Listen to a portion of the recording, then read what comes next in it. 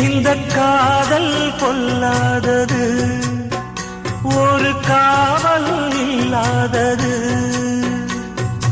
ஊதக்காத்தில் வஞ்சி மாது ஒத்தையிலே வாடும் போது போர்வை போல பொத்தி அணைப்பே.